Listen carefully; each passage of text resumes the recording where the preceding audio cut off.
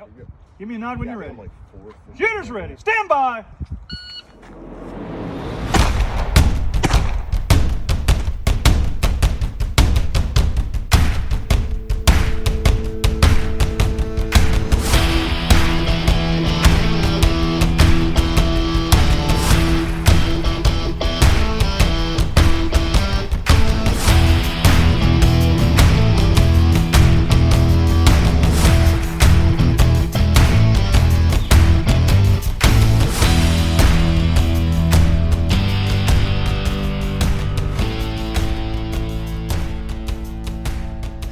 Hey everyone, this is Matt Gunlock from the 3GIQ podcast. I'm joined here with my co-host, Frank Gow, and also I have our special guest, John Bodzioch. John Bodzioch is the current XO of the Marine Corps shooting team. You probably heard him a couple weeks ago whenever he was on with Alex Goking. Solid guy, great shooter, and, Captain Scott, you better be watching out because he's like the next up-and-comer being you. Which is exciting. In all honesty, it's kind of exciting seeing somebody else take the reins and be as energetic as he is and wants to carry on that legacy that, hey, just because I'm an officer doesn't mean I'm spending all my time in the office. I'm still doing all the work that's required, and I'm doing the work that's required on the range as well to set the example for everybody else. So, John, I really appreciate you coming back on here. No, it's great to be back, and those some big shoes that I needed to fill with Captain Scott. And goodness, what way you put it made it sound all that much more intimidating. Now you're gonna be fine. Like whenever I first when we sat down for the first time when you were checking in, I was kind of feeling you out, and we were talking there for like a couple hours, and like, I was like, yes, this is the type of individual that we need on this team. And like, I just got nothing but positive vibes from that interaction. So I'm really excited to see somebody, come in behind Captain Scott that sees the same vision that we saw and wants to take the team to the next level. Awesome. Yeah, no, I'm really excited to be here and be part of this and to keep everything rolling along and institute the changes that we're working on. So I guess I'll start out. So what were some of your conceptions prior to coming to the teams, and how have those changed after you shooting the summer season? So my conceptions of the teams and prior to coming to the teams have kind of changed a little bit throughout the years. It started when I was just that lieutenant going through the pipeline over at TBS and at Range Week, walking all the way over to do our qual and learn how to shoot right. And I saw that we passed by the shooting team's offices every day during that, and I was like, wow, that's awesome. I didn't know we had a shooting team, and that seems like it seemed something that was just so out there and untouchable, especially to a new lieutenant, like brand new to not even being in the fleet yet, let alone to my job school. And then once I actually got out to the fleet out in Hawaii, and I went to my first MIC, you kind of reinforced the thought that everyone on the team is the end all be all for marksmanship knowledge. They know everything, and they're no matter what to go to. And I still think that very highly of everyone that those two MICs that I went to out in Hawaii prior to coming to the team, and the only way that really I would say that it's changed is that I've realized a lot more that the other side of that coin is that really everyone on the team, besides having that professionalism that makes them that next level shooter, and the instructors, is that they're always learning and they're always striving to be better. And I didn't really even consider that until I started meeting a lot of the guys on the teams once I got here and really interacting with them on a more regular basis and realizing just how much they embody that student of your craft mindset. I mean, for goodness sakes, Frank, I mean, you look at Cardi and how much time that he spends dry firing just about every day. I mean, the dude has free time, he's going to find a way to get some dry fire, and his how he's performing shows that and demonstrates that.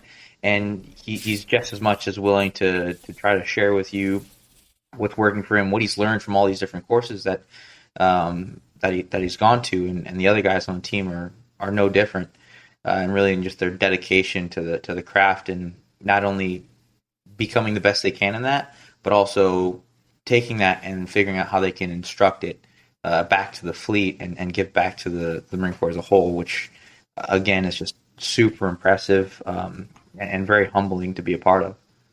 I will say, coming to the team and being part of the team the way I was, I don't want to compare us to like third group.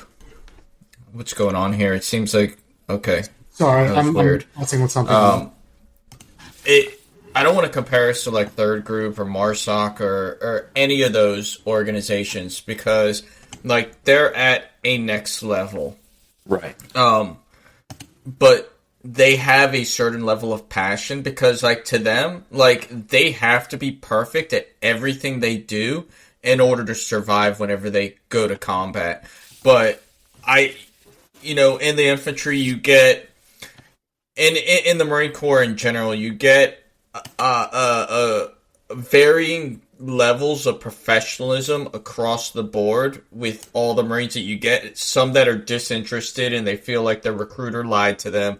Some that are really passionate about like doing what they do and they want to become the best that they are. And then some that are just in the middle that they're just getting through so they can go on to the next step of their life. And I see the guys on the team and everybody, even no matter what phase of their life that they're in, whether they're planning on getting out or they know that they're only going to stay in past that 4-year mark or past their time till it's time to rotate, get out, or move on to the next level. Like, they are absolute professionals and absolutely passionate about everything they do, and they want to make sure everything that they do is to the utmost standards of professionalism. They want to be that perfect embodiment of marksmanship. And it's such a rare, it's so rare to see that anywhere. So that way, whenever you go somewhere else, you're like, well, that was the highlight, and I don't experience that anymore.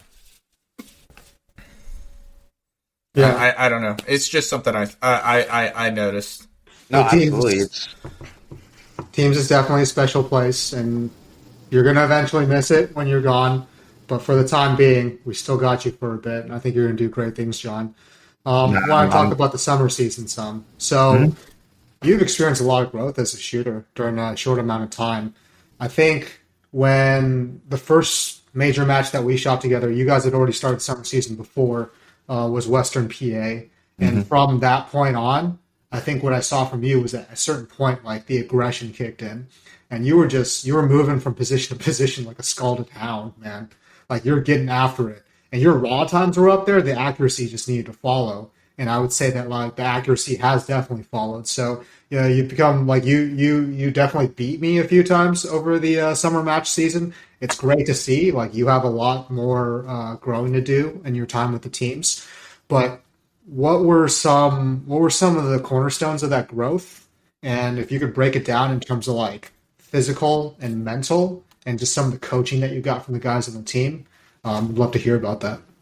Absolutely. So, coming into it, I knew for a fact that I was going to be behind what these guys were able to, and it was very daunting. But the guys, as soon as I got here and got appointed as pistol team OIC, they were super willing to, as long as I was willing to listen, they were willing to teach.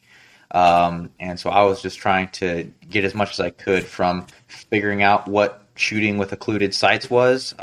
Before this coming to the team, I never shot with a red dot. And then so going from that front sight focus to that target focus was a transition that I really struggled with for first 2-3 weeks. Sorry, did you pick up a dot cover? So they don't have them yet for the one that I have. Yeah. Yes, I asked Hardy. As soon as they make one for Romeo One Pro, best believe I'm snatching one of those up. But right now, a piece of masking tape or electrical tape is what I'm working with. Just as good. Yeah, but I mean, figuring that out and really just understanding how to set all of my stuff up, and just getting those reps and sets in of good repetitions, and then just asking questions constantly, like, "Hey, I noticed this. I'm doing this. What should I be queuing into, picking up on?" From realizing, oh wait, now that I've got some rounds under my belt, I can look at and realize how my dot is tracking, and from how my dot is tracking, identify what discrepancies there are in my grip or my trigger pull, and my follow through and my follow up, and the different kinds of sight pictures with a red dot for different targets, things that I had no idea about, that as soon as I got here and started understanding, and then them showing me what to look for, and then seeing it really just started to jive together really well, which translated into that confidence that you were talking about, where I went from kind of being hesitant and not really as willing to just go at it aggressively. And then once I started feeling a little bit more confident with that, I started being okay, let's really focus on how can I make this work best for me. I identified that I really struggle with shooting and moving accurately at the same time. I tried to do it a good bit during the beginning of the season, and I couldn't figure it out.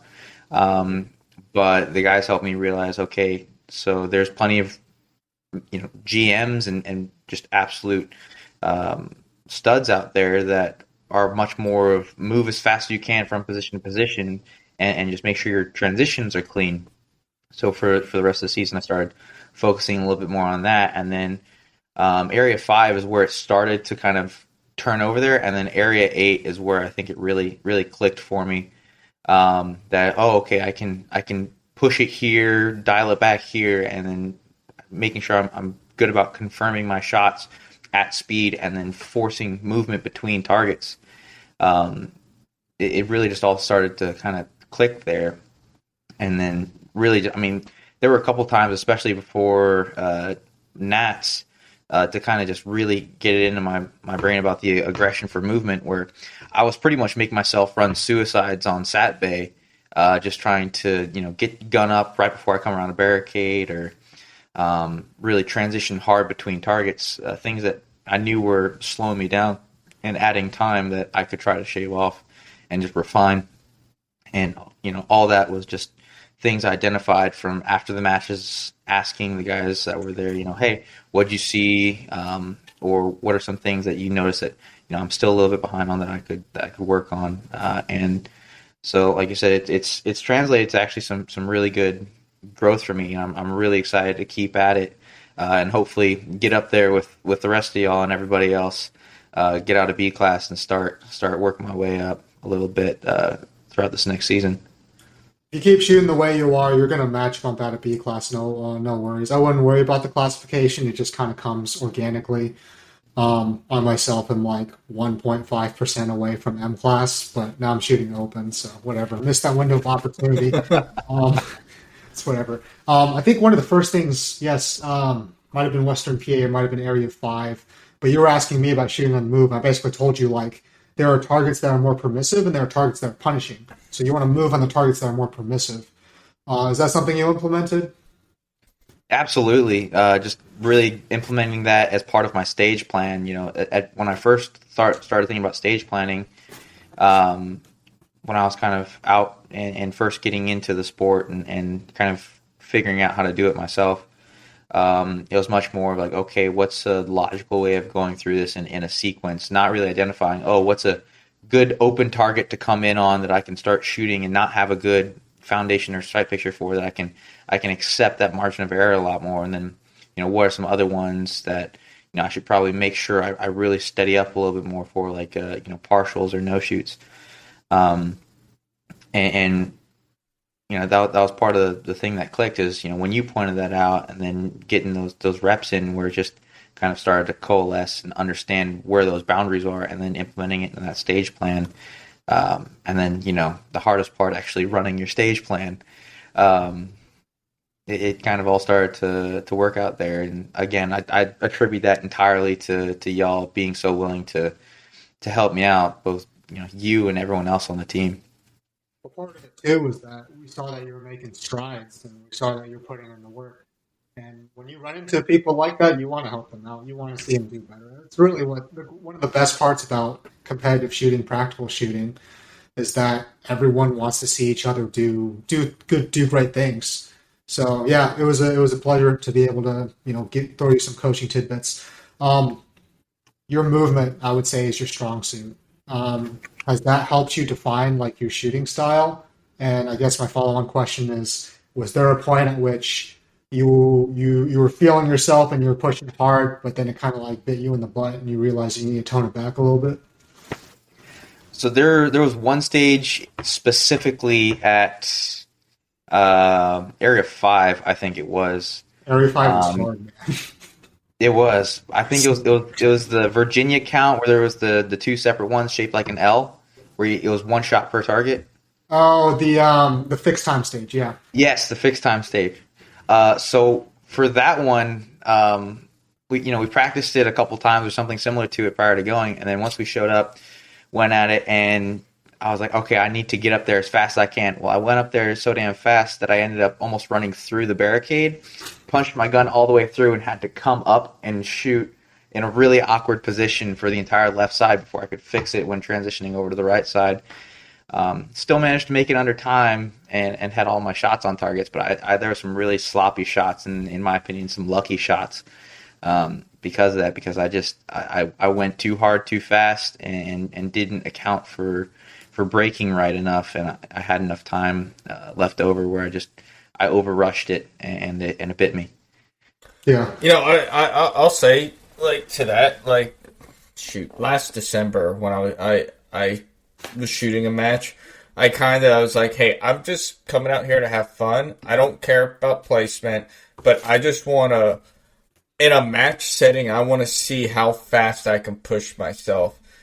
What's the harm? It's a local match. Just go out there and put it all out on the table. And it really showed me what I truly was capable of. Like, I had one of our gunsmiths, Dalton Miller, with us, and some of the other people that were there, I didn't know, but they were just like, holy shit, dude, I don't want to be on the other side of your gun. And I just kind of let loose a bit and just focused on that speed and aggression. And it was probably one of the first times I had done that in a long time, and it clicks. And at that point, you know what your limits are. And I guess that's kind of what you went through. You saw what your limits were, and you saw how it all kind of came together. Absolutely, yeah, for sure. So you talked about Area 8 as, my match was terrible, Area 8. You had a good match. As one of your aha moments in terms of matches. What were some of your other eureka moments throughout the season? Just some of the other concepts that may have clicked, and you may have covered them all already. I'm just wondering if there are any others. I would say definitely the biggest one is dot tracking. A red dot is such a wonderful diagnostic tool in of itself, but you have to understand what it's saying, so to speak, and just kind of learning that and picking up on it and being able to really just adjust my grip and how I do it to where it tracks right and is even able to stay in the window because before it'll leave, come back, or bring the dot up, or bringing the gun up and not knowing where the hell the dot is. So you're sitting there just trying to fish around for it and finally just getting all of that in there. I think was one of the greatest aha moments I have, where I was like, I would be able to consistently bring it up, see it, and then track it when I'm moving from target to target and with follow-up shots. And that in of itself was a really big confidence boost once I consciously had that moment. Yeah, it's amazing the amount of detail that you end up getting once you start shooting for a while, both in your visualization and what you understand is happening while you shoot. I would say the first time you go and shoot a match, remember the targets and try to get everything on paper. But now there's so many nuances that you have. There's grip, there's assessing the sights, there's footwork. It's really quite a lot that all has to come together in that under 20-second stage. So it's the fun of it all, right? Absolutely. So you're the XO of the team now. We've kind of gone away from the traditional OIC of the pistol team, rifle team, all that kind of stuff. You are the XO of the team. What would you say are some of your short and long-term goals as the XO of the team? And then I'd like to follow that up with, what are some of your personal goals that you would like to achieve? So first, with the short and long-term goals for the team, the big thing is making sure that we're able to participate and stay competitive in the disciplines that we're competing in, making sure that we're prioritizing them appropriately, and kind of structuring ourselves in order to set up to turn around and give the best instruction back to the Marine Corps that we can. Really, it's the big picture is, yes, we're here to compete and represent the Marine Corps, but we're also here to turn around and enhance any Marine's capability to reach out and hit what they're trying to shoot at, which for me is a huge part of why we're here, and why we're regarded in some respect as the stewards of marksmanship in the Marine Corps. And so really just making sure that we're pursuing that in the way that makes the most sense, given how we're structuring and how we're setting up as a corps now, I think is really important. And that is in a good amount of ways going away from a lot of the traditional ways that the team has done it previously. We're getting a lot more invested into action sports, and divesting a bit from some of the more traditional disciplines like high power and bullseye. Doesn't mean we're completely removing them, but they're going to do. Well, there's pros and cons to each, right? Yeah, I know. So, I think everybody's aware of my my standpoint. Absolutely, and there's definitely arguments on every side.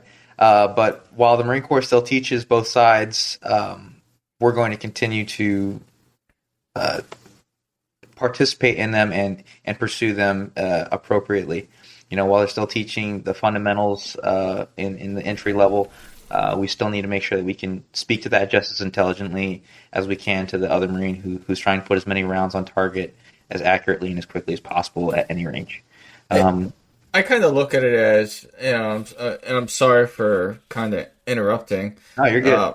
All right, so we do have the Parris Island shooting team, and we do have the San Diego shooting team. Our two remaining post and station teams, and it's those institutions. And yes, we do have like the lieutenants that come through at Quantico, but those post and station teams, if anything, they should be the remaining ones that are, I guess, focused on the high power aspect of it, because that's where they are. That's what they are teaching. Like they are teaching the basic fundamentals of marksmanship out there, and those guys need to remain relevant and teach those specific skills. Whereas, like, we kind of have the overarching authority on everything else, and we go out and we do teach recon. I know we've taught MARSOC, we teach the PMOs, we go and teach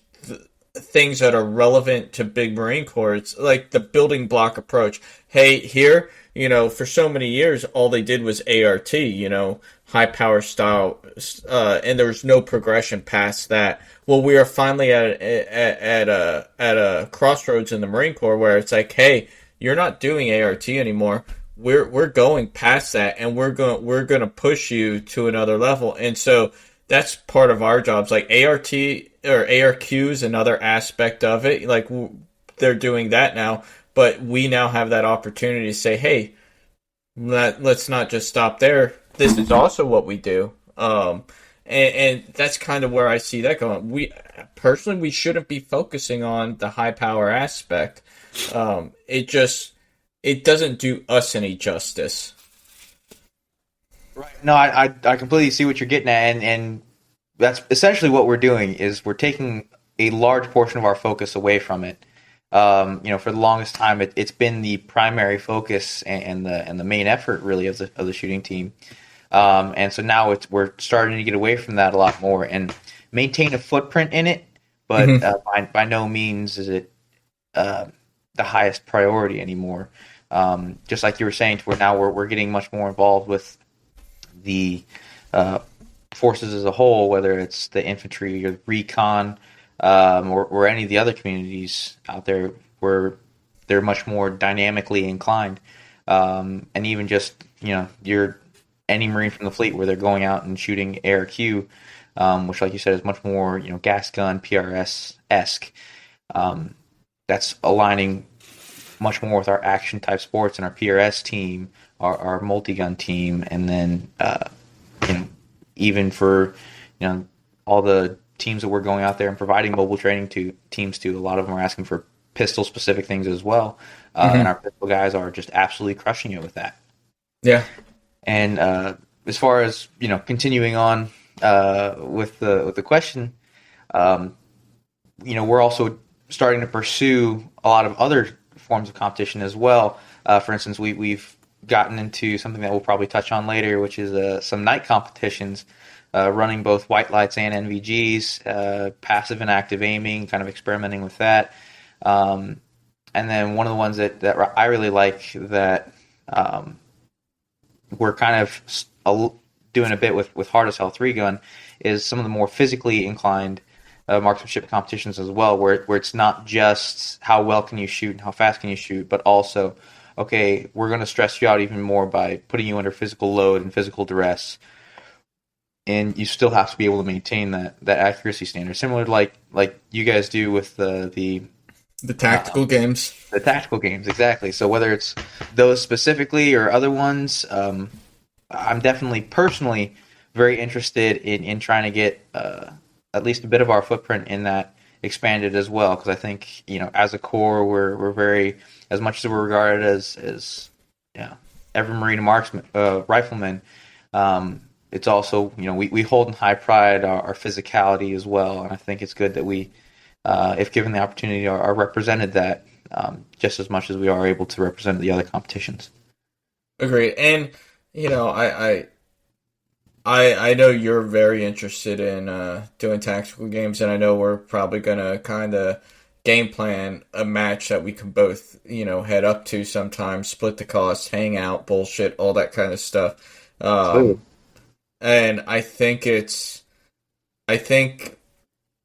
that sport is still relatively young enough to where our team can realistically make a very good impact within it, bringing home the trophies and learning something about ourselves and bring something back to the rest of the Marine Corps in those terms. So I think, whether the team competes in it as a whole, I don't know. But as individuals, I think there's a huge benefit to kind of seeing how far you can push yourself while maintaining that level of accuracy. Absolutely. Whether it's on an individual basis or in a much more larger footprint, especially as the sport itself progresses and the organization progresses, is really to be seen. But I think, just like you're saying, some sort of involvement in it would be, if nothing else, of benefit. Does that kind of answer the question about Yeah. What yeah, is some other? Yeah. Are you guys? You mentioned Hard as Hell. I didn't catch it. Are you guys doing that one? Planning on it right now. We'll see how much of a footprint we can have with that, or if there's certain matches we have to cut based on Marine Corps loves to pinch pennies. I know. Just we'll talk after this, but I might be tagging along with that one. Okay. After having gone through an entire summer season, so you did the entire summer season with the pistol team, and then you did 3-gun match, you did the Pro-Am, and you've seen other parts of the team. So I'd say you're past your observation period. You've already seen how all that all runs. What are some things that you would like to implement going forward into future competition seasons? So one of the things that I would really like to implement going forward, at least to a greater extent, is more or less cross training between the teams. Each team does exceptionally well in their respective disciplines. But you talk to someone out in the Fleet Marine Force, and even myself when I was out there and figuring out what the hell a MIC was and what the shooting team did. You expect someone to say, oh, they're on the Marine Corps shooting team. It's like, okay, then any shooting question you have, they should be able to speak to and answer intelligently, whether from experience or just a breadth of knowledge. And so I think cross-training between them, whether it's going out and competing in kind of the more minor or local matches, or if it's just, okay, this week everyone's going to go on this discipline or another discipline, I think personally would be of great benefit, both during the mix and during our periods of instruction, as well as, when those Marines eventually leave teams and go back to the fleet, or even just in general during their sports. Who knows, there might be something that someone could take from one sport that they've never been exposed to, if they've been shooting one side of it the entire time, and all of a sudden, you've got pistol team guys implementing, positional shooting in for specific matches that you get from PRS, and PRS guys figuring out how to shoot a little bit faster, or transition differently based off of the 3-gun or pistol guys, and really just getting that interaction a little bit more, I think is something that I am really looking forward to try to implement to a little bit greater extent than it already does. It's funny that you kind of brought that up, because me and Bodzioch were actually talking today, and we were kind of talking about how some of the guys on the team are just so hyper focused in their disciplines, which is good, but some people just, there's onesies and twosies on the team that can shoot all the disciplines or can go shoot anything. But then there's some that they're really good at what they do within their own specific discipline, but they don't know how to implement it into any other discipline. And like you and I had the conversation, John, like whenever you were going down to shoot the pro-am, and I was like, hey, you're going down there with the skill not many people have. Like, hey, just learn how to shoot a shotgun and load the shotgun. You're going to be fine on rifle and pistol. You are a step ahead. And was I not wrong? Like, you were a step ahead of most other people whenever it did come to pistol.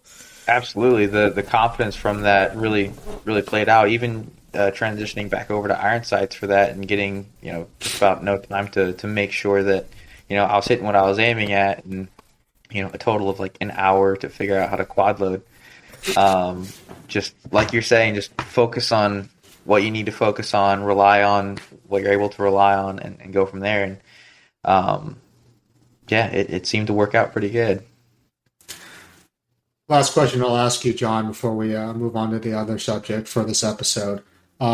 Carry Optics Nationals next year, just the competition season. I'm assuming that you're attending, yeah? That's the plan. Okay. What's your? So I plan on trying to be involved with each of the teams, to at least some extent to go to a match, or if I can't shoot in it with them, go there in attendance to just be there for support and exposure for each one. Just because if I'm the team's XO, I damn well better be able to speak to what each team does and be able to be a part of that. Of course, without being a detriment to that team. Yeah, don't be like me. What are they doing? Oh, those are the high power guys. Yeah, you don't need to learn about them. Yeah, that I did bullseye pistol for a little bit, and one competition, but it was exposure, and it was an interesting learning experience, and I'll leave it there. Well, and I personally, I think that's important. Like I got a full 2 years worth of experience shooting precision pistol, and I love the guys like that. The team was tighter than can be, and that's kind of what kept me motivated. And I kind of kept my feelings to myself about what I thought about it, because I wanted them to be able to perform at their highest level, and I wanted them to know that I had their back, and I did have their back. No matter how much I may have disagreed with the sport, I wanted to see success in their abilities.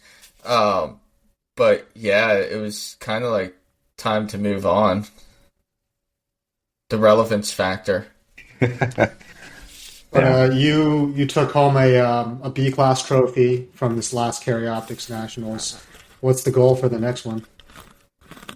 Try not to get DQ'd, have fun, and do well.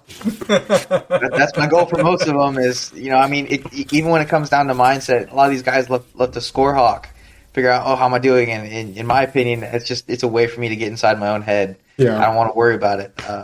So part of my mentality is, all right, do well, do what you know how to do, practice right, and it'll work out. Just shoot well, don't suck. So Been working out for you so far. Well, everyone's got their day, I guess. Fair. Nice. All right, so we're going to kind of shift focus on the rest of this episode. I'm going to be asking the questions at this point. And just to kind of rehash, Frank, I'll ask you the question first, and then Bod, you'll answer second. But this weekend, the Marine Corps shooting team, I don't know, was it just specifically the pistol team, or was it a mixture of like the action shooting team guys? Everybody went in, they shot a night match. Was it just the pistol team that went, or was it a mix of the different teams? Pistol and AMTP, wasn't it?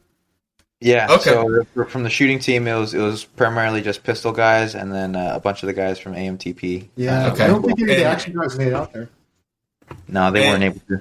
And for those wondering, AMTP is the Advanced Marksmanship Training Program. So essentially, they took guys from the Marine Corps shooting team and guys from Marksmanship Training Company.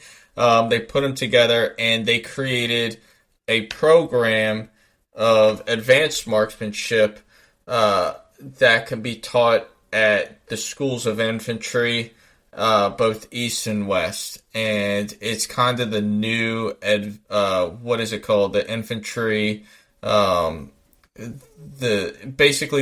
new school of infantry school, I guess you can say, where they're teaching these advanced shooting principles. That way, guys, those entry-level Marines, when they go to the fleet, they're going there with a higher level of marksmanship than what, like, personally, I had whenever I went to the fleet.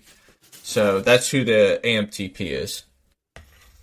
But to kind of jump into the questions, all right, so, again, you guys competed in a night match, and for both of you, was this your first time competing in this style of competition at night? And describe the experience. Frank, if you could start it out. Yeah, sure thing. So the match happened at Shadowhawk Defense, which is up in Hedgesville, West Virginia, about 2 hours from Quantico, hour and a half from me. It was hosted by Range Project Group International, or RPGI for short. They're run by Chief Warrant Officer 2, retired Brendan Soder. I think he was in Special Forces for a little bit. And then he's also a GM in USPSA, so very, very, very good shooter in his own right. They ran a fantastic match, and I'm sure John will also attest to that. It was 6 stages. We started shooting around 7:30, and we were done by roughly shortly after midnight. We're actually one of the faster squads to finish. In response to the question, this was not my first night match. I shot a night match over at Griffin Group, which was a lot of fun. They put on a fantastic match. I shot with the guys when, John, when you guys put on like a pistol match at SAT, you basically kept up the stages from QSC the previous weekend, and then we shot those under night conditions. And then we went out to Ironman and we did a lot of like long range rifle shooting. So that was 2 nights, did both of those. And the experience overall was I paid for both a rifle and a pistol slot. So I basically would go in and I'd shoot my rifle, and then I'd bump all the way to the back of the order, swap to my pistol, forgot my holster, so I had to use Major Hitchcock's pistol. So it wasn't something I was used to, but still did pretty well. I did well enough in rifle to end up 3rd overall, and John, John took 1st overall in white light pistol. So we both came away with some medals from the event. Nice. But it was awesome. They were going to come back. Like, it was such a fun event. Like, everyone really had such a great time. They cooked hot dogs and stuff for us. They fed us. Really more of a communal feeling than a lot of USPSA matches. I think it's more par for the course for 3-gun. But he wants to come back and do like a championship match, which I understand is going to be like a daytime component, and then you're going to shoot the same matches or same stages at night. So I actually want to reach out to Brendan, try to get him as a guest on this podcast. I think it'd be really cool to pick his brain. But awesome match. I had a lot of fun. John. 100%. It was a great match, and so this was my third one as well. So the first one that I did was with NVG's that one that we put on at Weapons Training Battalion that you were just talking about, the pistol one and the rifle one. And then when I was at Pro-Am, they hosted a night match there as well. It was only 4 stages. And that was from John Sherbert, who does the ones at the Griffin Group. Correct. Yes. So it was that one was really good as well. And so between that one and this one, whereas that one I was also using white lights, but I was using a rifle and a pistol, whereas this one I was doing just white light pistol. Both of them were very positive experiences. And this one was really well done as well. A lot of their designs and the manner it was run was both efficient and made a lot of sense. And I think there were some really good takeaways as far as for us going forward to implement as well after running it. That overall made for a really great match, really enjoyable match, and just a great time overall. Awesome. So, John, is there any plans to transplant this style of shooting into what the Marine Corps shooting team teaches? And are you going to be doing any kind of night shooting at the Marine Corps marksmanship competitions? There is, actually, and we are. So part of the reason that we've started to get into this as well is when we first ran our own night match internally on Weapons Training Battalion, and then started to go out and participate in a lot of these other night matches locally, is because we're starting to figure out that, if we as a Marine Corps are going to say, hey, we own the night and be able to hit things at night, well, we should probably be able to speak to that as well, because marksmanship doesn't care if it's it's bright out or dark out. We should be able to speak to that, at least to some degree. And so part of the reason that we've been going to these matches is to get a lot of these takeaways and see how they're running them and how we could make our ideas more refined and more efficient in order to spread that to Marines as a whole. And even for this next MICMIC coming up next week for National Capital Region, we're implementing a small night match where we're doing just service rifle, primarily active aiming, and we're doing 2 main stages to where we're really going to see how it plays out with people who might not be as exposed to it. But I'm really looking forward to see how it goes. We're looking to implement this at just about all the MICMICs unless something drastic changes, and then hopefully on the championship as well. And then going on from there, even so far as to implementing it into some of our mobile training teams, or MTTs. I have to ask, are you guys going to be issuing out like PVS 14s, or are you guys going to have them using like the dual nods? The 31s. So understanding that we're catering to what each unit has, and not every unit that rates 31s has all the 31s they're supposed to, let alone the rest of the Marine Corps yet. So really, we need to be able to speak to both, and that's what we're planning on right now. So being able to do it with both 31s and dual tubes and 14s. So for this match right now, if their commands aren't able to provide them, we have a limited number at Weapons Training Battalion to help support National Capital Region. So for this one, we're helping them out by giving them some PVS 14s, and that's why for this one we're not really worrying about passive aiming too much. we're more on the active aiming in that competitive environment and going from there. Whereas, as this progresses and gear and equipment starts to proliferate a little bit more to all the units, then that very well could change as time goes on. But for right now, we're dealing with what's available to everybody and being able to see what is universal and speak to that and put that on. All right, so Frank, I'll just keep this one with you because you're both going to have kind of the same answers. But what control measures did they have in place in terms of safety at the match this weekend? So they used USPSA style rules. They had a safe area. The safety measures, I mean, they weren't like super rigid, like kind of they are with PCC. They had little racks at each bay, and you could just lean up your rifle against the rack and grab it and just keep it upright when you were getting ready to shoot. All of us had to use range flags prior to, so take that out, make ready, do your thing. In terms of targetry, they only used a steel target once, and when you shot at it, it was with a prop gun. It was with a 22 with an IR and visible laser. So the way they did it was actually, I thought, really well thought out. You would go and make ready with your personal weapon, and you turn around, and the RO would be ready with the 22. It would hand it to you, have you test the laser a little bit, and that was the first shot you took. You basically, beep, shoot on the steel with the 22, dump it in a barrel, and then take your personal weapon, rack around in it, and then start shooting the rest of the stage. Otherwise, it was just all basic USPSA rules. They enforced the 180. I would say that they had chem lights on each competitor, right? Yes. They put a chem light on the back of everyone's head. So if you had a bump, it was pretty easy. Some of you guys, like John, had to jerry rig it to the back of their baseball caps. And the ROs had different chem lights. They also put chem lights in on the very back fault lines. Mm-hmm. So you would know where the very back fault line was. And then also it was mandated that everyone have a white light.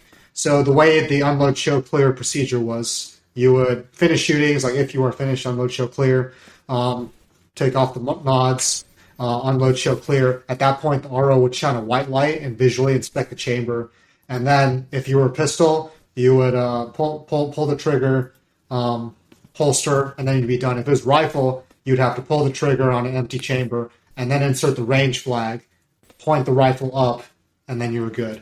So took a little bit more time, but we were very effective, especially for our squad. It also helped that it was time plus.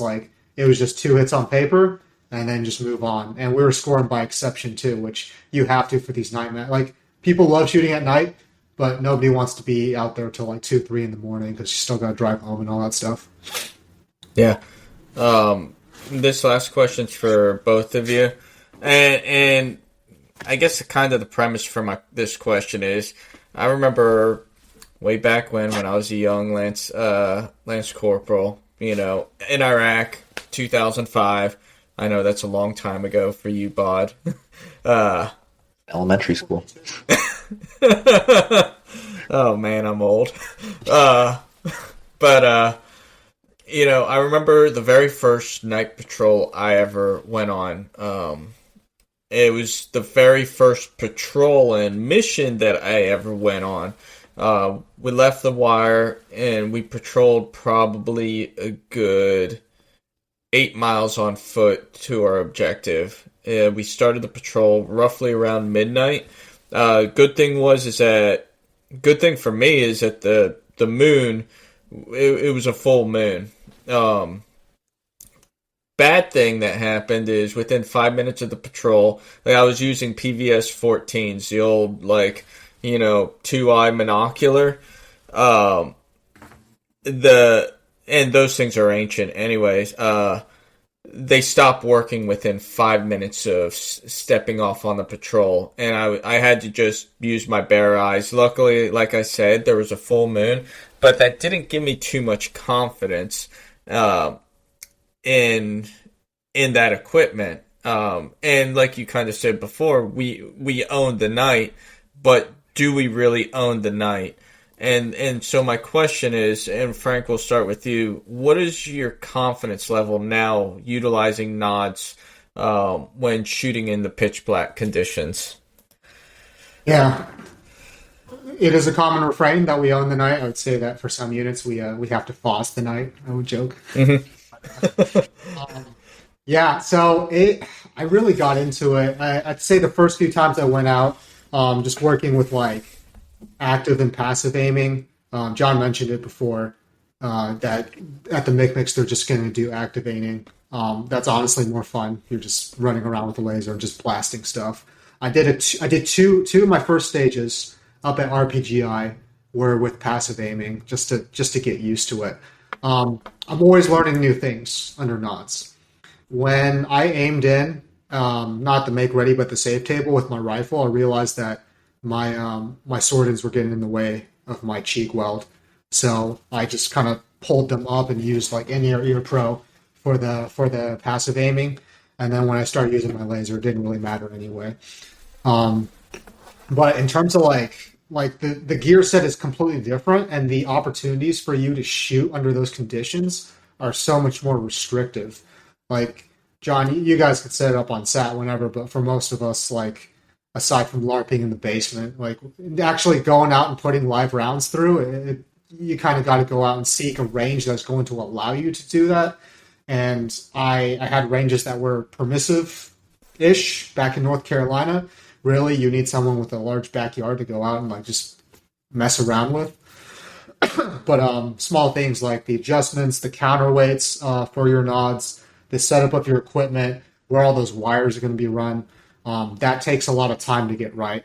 In terms of confidence, like I would say when it helped that the match we did on SAT was the same stages we had already shot the weekend prior.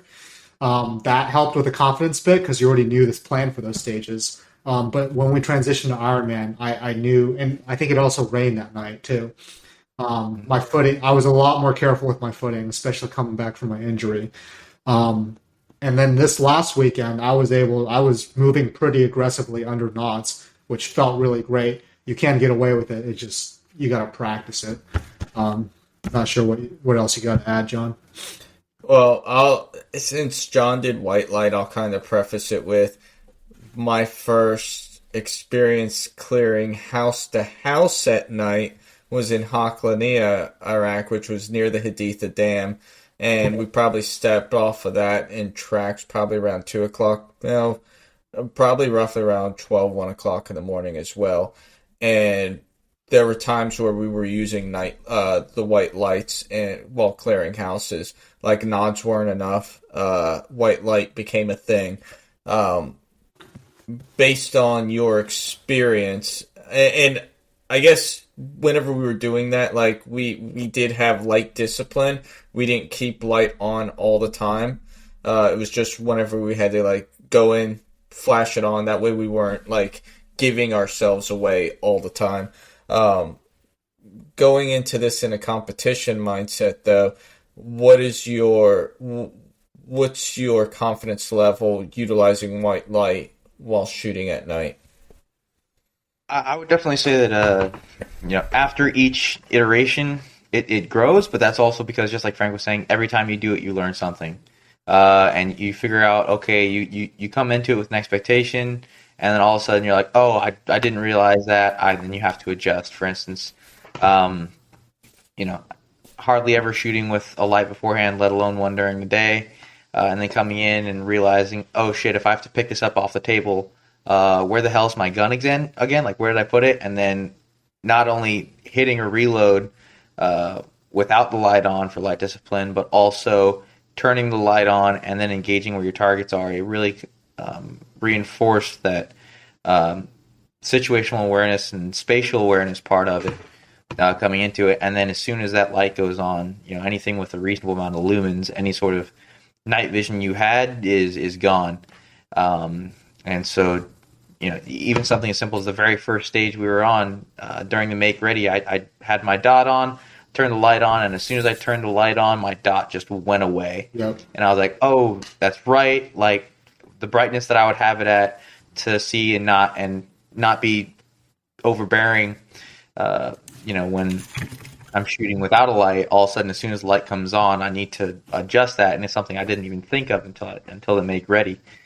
And little things like that, where just like Frank was saying, like you just have to do it in order to see what it is. And just like he was saying, we're very lucky that we have a facility that we can do that and try things out at and test at. But if you don't have that, you just got to figure out a way to do it. Whether that's going outside and potentially trying to figure out how it is when you dry fire, and then there's other things that you're gonna figure out along the way.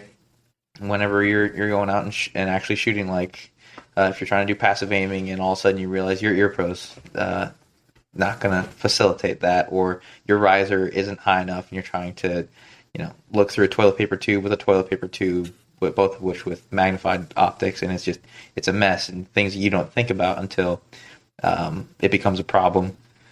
So I would say my confidence is increased, but there's an immense amount to grow. Yeah. So I lied. The first question you asked, Matt, was how many night matches have we shot? I shot one with Sam Nelson at a 37 PSR in Bund Level, North Carolina. It was a shoot house, and it was the first time running my kit.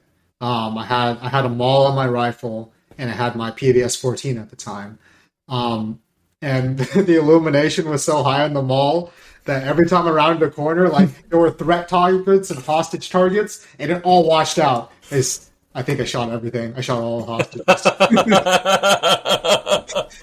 That's what I like to hear. Yeah, so there's a huge learning curve with night vision. I'd say yes, we've already hammered it, even more steeper than usual kit. And the other thing I'll note for this last weekend, the way they designed the stages forced you into a lot of situations where you had to do uncomfortable things, either under white light or not. So, John, there was that one stage where you had to start off holding a kettlebell in your left hand, and then you had to go into an unloaded start. There was the other stage where you had to wear a 30-pound, it was probably a little more than 30. Yeah, 30 it was like a 35-pound Alice pack. Yeah, it was an Alice pack. You had to wear that throughout the entire stage. I honestly forgot about that thing until he handed it to me. I was like, oh, I don't think my stage plan's going to work anymore. And then there was one stage where starting off, you could only have 5 rounds in your magazine, and there was a array of 3 targets to the right and an array of 3 targets to the left. So some guys would shoot everything to the right, go slide lock, and then have to reload going into the left. And what I did, I basically just executed reload off the beginning. So I liked the way that it wasn't just a hose fest. It was like you're going to need to know where the hell your magwell is, and you're going to need to know how to execute and reload in the dark if you're going to do well at this match, which I thought was really cool. Yeah, and if you get a malfunction in the dark, there were a couple guys that got that, and you could figure out real quick who knew how to do the remedial actions and then follow-on actions if need be, and who was struggling when they weren't able to clearly see what was going on. I don't know. I would probably just take the magazine out, frickin' rack it a few times, throw a new magazine in, and just continue going. Yeah. See, when you say it like that, it sounds so simple. It does sound simple. Just go do it. Sometimes you show up at SAT for the night pistol match, and you're super amped and really excited to shoot under nods. And you don't realize that the first magazine that you made ready with is full of dummy rounds, and it takes you 15 seconds to switch mags. So it didn't happen to me. It doesn't happen to anybody. Who knows? Well, hey, John, thank you for coming on. It's been a pleasure. I got to get up there some point, hang out, frickin' drink a beer, shoot some guns, not in that order. Yeah. But I appreciate you coming on. Frank, as always, it's a pleasure to do this with you. And to the listeners, I hope you enjoyed this. If you have any questions for us, please reach out. We'll get you put in contact with the right people if it's something for the team specifically. Other than that, thank you for listening and have a good one.